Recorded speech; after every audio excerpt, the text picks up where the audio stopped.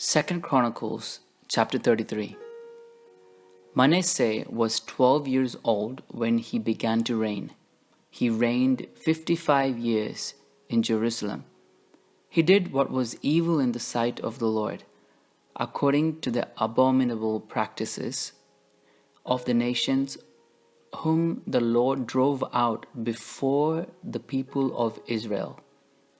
For he rebuilt the high places that his father Hezekiah had pulled down, and erected altars to the Baals, made sacred poles, worshipped all the host of heaven, and served them.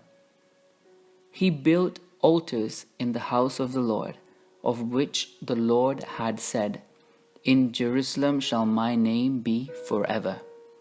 He built altars for all the host of heaven in the two courts of the house of the Lord. He made his son pass through fire in the valley of the son of Hinnom, practiced soothsaying, augury, and sorcery, and dealt with mediums and with wizards. He did much evil in the sight of the Lord, provoking him to anger. The carved image of the idol that he had made he set in the house of God, of which God said to David and his son Solomon, "In this house and in Jerusalem, which I have chosen out of all the tribes of Israel, I will put my name forever.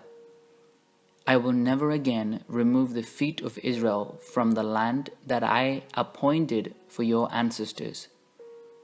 If only they would be careful to do all that I have commanded them, all the law, the statutes, and the ordinances given through Moses." Manasseh misled Judah and the inhabitants of Jerusalem, so that they did more evil than the nations whom the Lord had destroyed before the people of Israel. The Lord spoke to Manasseh and to his people, but they gave no heed. Therefore the Lord brought against them the commanders of the army of the king of Assyria, who took Manasseh captive in manacles, bound him with fetters, and brought him to Babylon.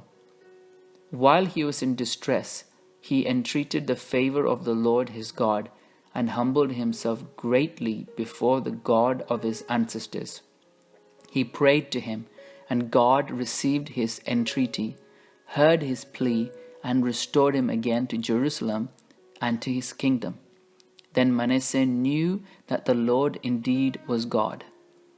Afterward, he built an outer wall for the city of David, west of Gihon in the valley, reaching the entrance at the fish gate. He carried it around Ophel and raised it to a very great height. He also put commanders of the army in all the fortified cities in Judah.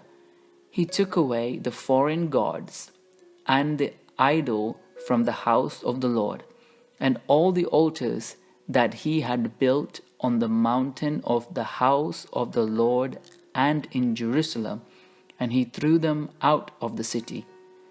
He also restored the altar of the Lord and offered on it sacrifices of well-being and of thanksgiving.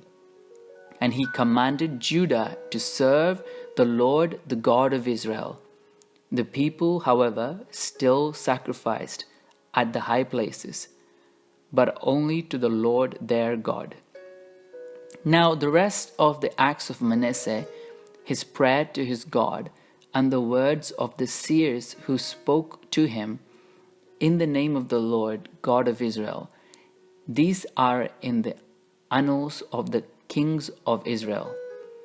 His prayer, and of how God received his entreaty, all his sins and his faithlessness, the sites on which he built high places and set up the sacred poles and the images before he humbled himself, these are written in the records of the seers. So Manasseh slept with his ancestors, and they buried him in his house. his son Amon succeeded him. Amon was 22 years old when he began to reign. He reigned 2 years in Jerusalem. He did what was evil in the sight of the Lord, as his father Manasseh had done. Amon sacrificed to all the images that his father Manasseh had made and served them. He did not humble himself before the Lord, as his father Manasseh had humbled himself. But this Amon incurred more and more guilt. His servants conspired against him and killed him in his house. But the people of the land killed all those who had conspired against King Amon, and the people of the land made his son Josiah king to succeed him.